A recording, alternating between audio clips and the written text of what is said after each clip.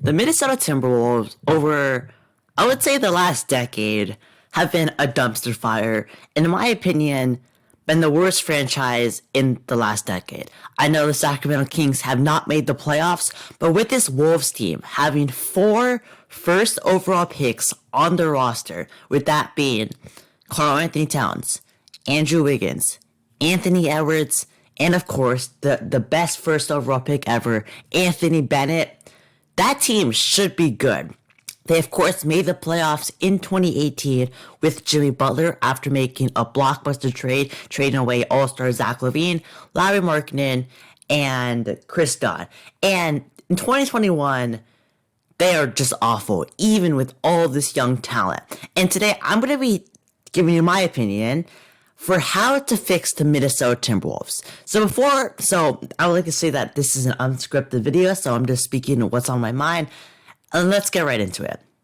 So we first have to know, how did we get here? And we first start off in when the Timberwolves drafted Kevin Love in 2008. There he had some All-NBA, All-Star seasons, but the Wolves didn't make the playoffs and weren't even close to making the playoffs. Even Kevin Love having an MVP caliber season. Then in 2014, they traded Kevin Love to the Cleveland Cavaliers for first overall pick Andrew Wiggins and first overall pick Anthony Bennett. So this set a good foundation with Wiggins, who then won Rookie of the Year. In 2015, they had the worst record in the league and drafted their superstar Karl Anthony Towns. The next couple years, they looked like they had the brightest future in the NBA, with two back-to-back Rookie of the Years, with also some young talent like Chris Dunn and Zach LaVine. So in 2017, they made the all-in move to get Jimmy Butler, like I said, for Zach LaVine, Larry Markkinen, and Chris Dunn. Now, at the time, it looked like some people thought the Bulls won, some people thought the Timberwolves won, but everyone knew that this Wolves team was upcoming. And Jimmy Butler's stint, they played really well. They were the 6th seed for a lot of the year, maybe even the 4th seed for a little bit, but after a Jimmy Butler injury, they slid down, and Jimmy Butler really questioned this team's work ethic from Karl Anthony Towns, Andrew Wiggins, and they didn't really work hard and definitely didn't meet the expectations that Jimmy Butler expected them when he got traded to the team. So after being eliminated in the first round by the Houston Rockets in 5 games, Jimmy Butler set chaos to this whole franchise and requested a trade. There, he called out the whole team, and even in practice, I think he did like a 5-on-5 with him and the bench warmers against the Wolves starters, and I think he destroyed them, and that really just set a toxic culture that would last in this Timberwolves franchise for basically a bunch of more years. There, they fired Tom Thibodeau and traded Jimmy Butler to the Sixers for Robert Covington, Dario Saric, and a second-round pick, which was nothing compared to what they gave up in Zach LaVine, Larry Markkinen, and Chris Dunn. So they took another step back, and soon in the 2019 draft had the 11th pick, and then traded up to the sixth pick to get Jarrett Culver. And then they had another terrible season, but they made some progress. There, at the trade deadline, they traded Andrew Wiggins and a top 3 protected pick, which at the time looked like a pick that would be pretty good or pretty bad, especially because they got recently All-Star D'Angelo Russell, who was a good friend with Karl Anthony Towns. So with this foundation, and a lot of people thought that they would have a really good team. There, and also in the trade deadline, they traded for Malik Beasley and Juan Hernan-Gomez, who they soon locked up in big contracts, and drafted Anthony Edwards, number 1 overall, with their 2020 first-round pick. So there were some really high expectations for this Wolves team, and they haven't been living up to it. Now, I know they have faced some virus problems and injury problems. Kat and D'Lo have only played a couple games together, and when they played together, they're a 500 team. But injuries are real, virus problems are real, and you can't really just put those aside when looking at a team. Now, like I said, when they're fully healthy, they're a good team, especially with Anthony Edwards breaking out. But this future is really interesting. They're at a really big crossroad. So before we talk about my opinion, I want to see your guys' opinion. And I made a community post a day ago about how would you save the Minnesota Timberwolves if you were the GM? And then my favorite submissions would be in tomorrow's video. So be on the lookout for any community post to potentially be in the video.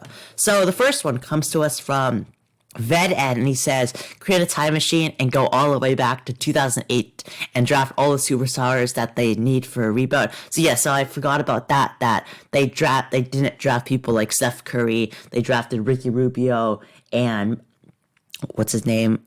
Johnny Flynn over Steph Curry. They drafted Wesley Johnson over DeMarcus Cousins, and they've just made a lot of bad decisions. But on a serious note, I would trade everyone except Anthony Edwards and start to rebuild through the draft. Now, the problem is that it's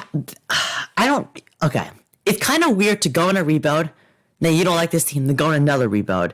And especially a team that has been rebuilding for 10 years, I don't know if they would want to do that. They have had some good talent. And yes, they have a new general manager. I think it's, A-Rod. And they have Chris Finch over Ryan Saunders.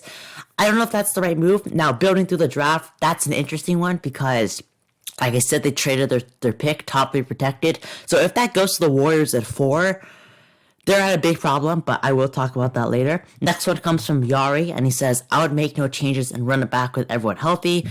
Then I would see what the team needs and get some nice role players and develop the young talent. And then also draft the forward in this year's draft. So yeah, so in this whole Karl Anthony Towns era, they've really been lacking that 4.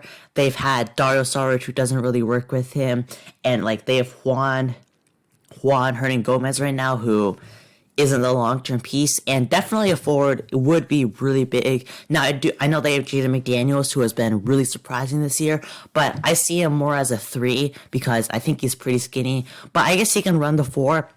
Next one from Chill Spot, and he says, trade everyone except Edwards for a Bud Cole and start the rebuild. So I'm pretty sure everyone's saying that, like, you should keep Anthony Edwards, and I agree with that. I mean, he's literally your first overall pick, but now what would you get for Cat, D'Lo, Malik Beasley, just all Jarrett Culver? What would you get I'm not sure about that, but they can definitely get a lot for Cat, maybe not as much for D'Lo. I mean, I would keep Malik Beasley mainly because he can play on and off the ball, but you can get some really good stuff from that. Next one from Adam, I would trade Cat for 2 picks and a decent veteran to trade Anthony Edwards, then trade D'Lo for a pick and a promising player and go full rebuild. Well, I'm 100% sure you can get more for Cat for 2 picks and a decent veteran. I'm sure the Bulls would be willing to give you 5 first-round picks, Vucevic, Wendell Carter, not Wendell, Kobe White, probably a bunch of more pieces. I mean, if you're like the Celtics, you would go all in. You probably wouldn't give up Jaylen Brown, but I mean, think about who would want him. I would say maybe like the Timberwolves. No, not the Timberwolves. I would say the Pelicans. Remember, this is unscripted. I'm just saying off the top of my head. And maybe like a deal around Brandon Ingram. I don't know if they would exactly do that, but I think Cat would be a pretty good fit with Zion, though the defense isn't good, but offensively, that's going to be really good. Trade Beasley for a defensive leader type player. Yeah, they definitely need to fix their defense. Edwards hasn't been good defensively. Cat is an average defender. D'Lo is an average defender to below average defender. Trade D'Lo and Cat, hope for Cade Suggreen, that dude from Michigan, and make a big 2. Well, there's a lot of hoping. So it all matters about the pick. If it goes 4, you aren't going to get your hands on that generational talent. But think about it that they're winning recently, and this is definitely not improving their lottery odds. I've seen a lot of Wolves fans say, we're winning and there's a good chance we're going to keep our pick. Yes, but I personally can't see them going up again. I mean, you just think about a team like the Knicks or the Pistons. They fall every single year, and that would be pretty suspicious to see the Timberwolves go up 2 straight years in a row. I don't think it's going to happen personally. I think that the Rockets are going to keep their pick. Unless, the Wolves are just in a tough spot. So trade your early pick, get other picks or young players looking good. No promise you'll keep that pick and it still has good value. Yeah, I mean, if they they're probably going to get their 2022 pick if they don't get the 2021 pick. But, okay, like I said, all depends on their picks, and they have to stay healthy. So, okay, the last one is from Blue and L. If they can draft another good young guy in this draft this year, they don't need anything to do. They are affected heavily by injuries and health and safety protocols this year, and recently they've been healthy and winning lots of games. So, okay, it all determines, will they be healthy? Will they keep their pick? And basically that. Like, we know that this team has talent. And yes, they can probably move a couple stuff around, improve their defense, maybe get a leader, a vet, a solid vet that they might want. But this future is going to be really interesting. This draft lottery is going to be probably one of the most important ones. But they have a building block, Anthony Edwards. Karl-Anthony Towns, I think he's still a generational talent, one of the best scoring big men of all time. D'Lo, he is definitely overpaid and a bit overrated, but he's still a good player. He has been playing off the bench recently, and when he's healthy, he's a 20 and 6 type of guy who's on decent efficiency. Though I would say that he isn't really good at attacking the basket, which you kind of want from a point guard. He's a good shooter. He's good from the mid range. He's clutch, but you kind of want your guy to attack the basket. Though Anthony Edwards can probably fix those weaknesses.